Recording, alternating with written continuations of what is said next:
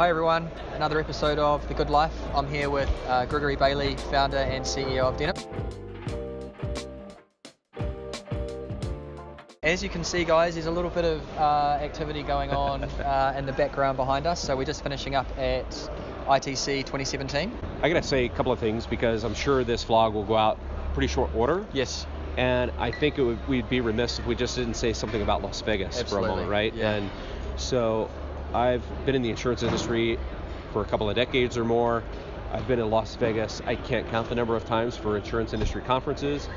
And the thing that struck me right away as I arrived at the airport here last night was how quiet the city is. The mood is just somber, right? It's how else can you describe it, and how would you want to be?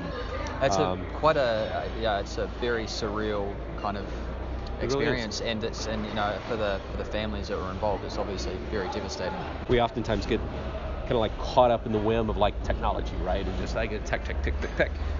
But at the end of the day, we're people. Yeah. Right? And humanity matters. Absolutely. One of the things that impressed me was how proactive the guys that run the conference, Jay and Caribou, were about organising charitable donations. I thought they did a fantastic job. Yeah, so did I. On a spur of the moment, really like a curveball of all curveballs, right? That could be thrown right at the beginning of their entire show. But everything that they did was kind of bathed in empathy. Like, it wasn't just words. You could tell that they genuinely meant it. So I thought that was pretty impressive. So my experience today, like the highlights were, to be a little bit self-promotional, I guess, I spoke this morning. Sure. One of the breaking news sessions, Denim announced that we've just surpassed 1 billion data points. Wow. In our platform. Congratulations. So we've been in market for a year. So that's 1 billion data points about how consumers are engaging with insurance-related social media and mobile advertisements. And that was what I was going to ask you as well. Actually, it'd be a good idea if maybe you gave people a bit of a view of what Denim does. Yeah, just a quick overview. We power, and enable quick and easy ability for insurance companies and large insurance agencies to build their social media and mobile ad campaigns on behalf of all of their agents. And so when the ads are presented to just the right types of consumers at the right time, the ads are presented from a local agent or a local advisor, broker, whatever they call it. We're in the midst of teardown, everyone. We are in the midst of teardown. Officially in the midst of teardown. Our tablecloth was just yanked from under us. So yeah, that's what Denim does in a nutshell. We aggregate all of the consumer engagement data in our platform anytime an ad is shown. Mm-hmm. So a lot of people just think, I just go to Facebook, I see these sponsored posts, these ads, but if I don't click, nothing's ever recorded. Well, that's not the case.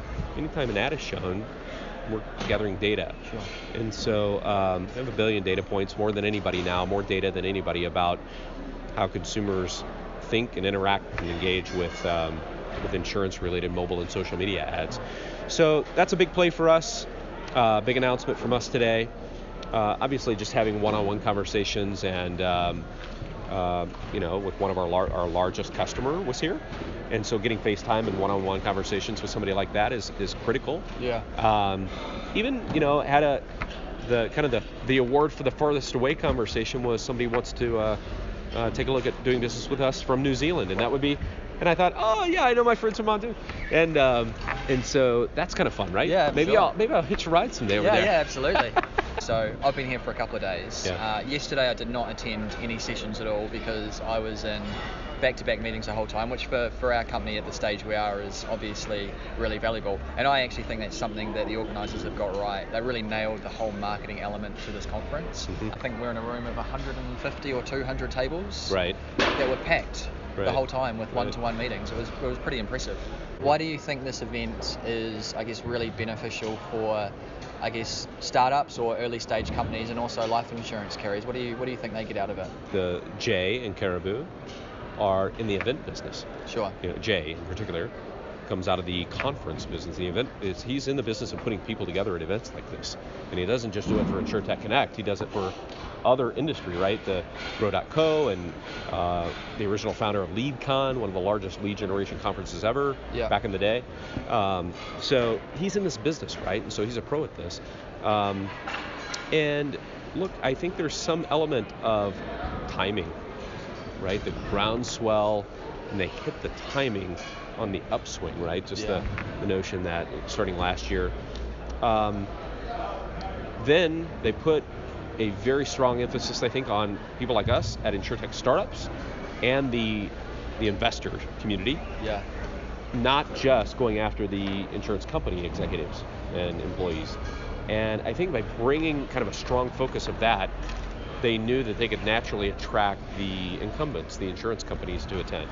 And I think we've seen that in spades here the last couple of days here is, I think this year, one of the biggest drivers of the growth of this conference and number of attendees is the insurance industry executives of companies that showed up this year who didn't last. And I think, that's one of the things that they mentioned on the first day. I think the quality of attendees is generally pretty high. Yeah. I would also say, though, that they've done a nice job of really accentuating all the various parts of the value chain of insurance. Yeah. And so you can come to one event like this, and you can, if you're interested, you can take in thought leadership and sessions and discussions and meet with different vendor opportunities and so on that are really truly across the entire value chain of insurance. Yeah. Everything from what we do in terms of new customer acquisition and making that better and smarter and more efficient to claims management, things that are total back office, right?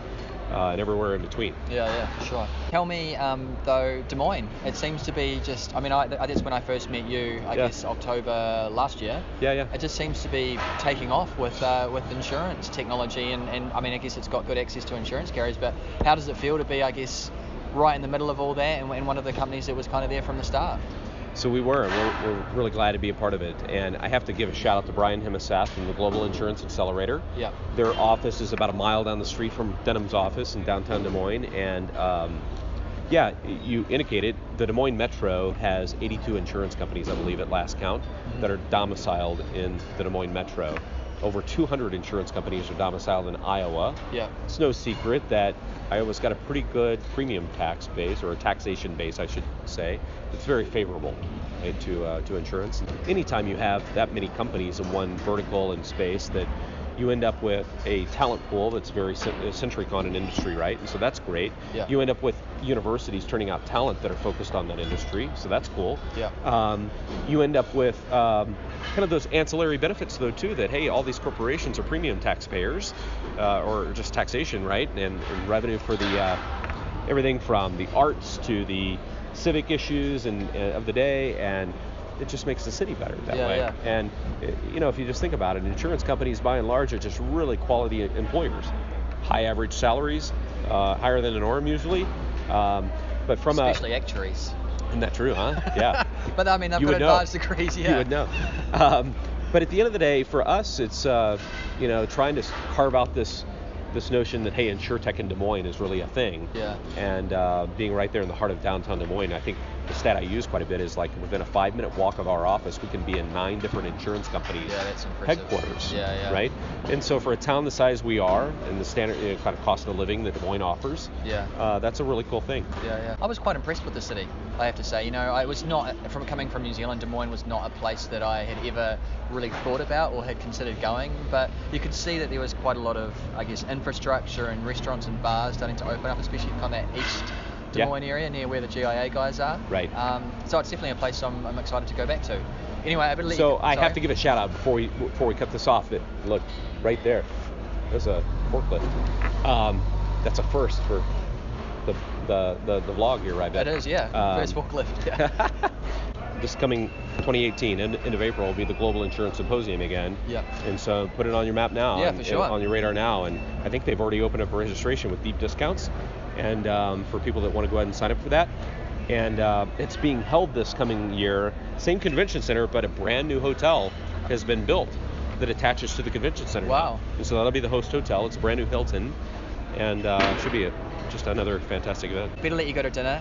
Thanks a lot for joining us today. I know you're obviously very busy, but it's always good to get you on, and it's nice to be able to reciprocate the favor after you had me on the podcast as well. Yeah, absolutely. Thanks. Cool. Appreciate it. Cheers. All right, cheers.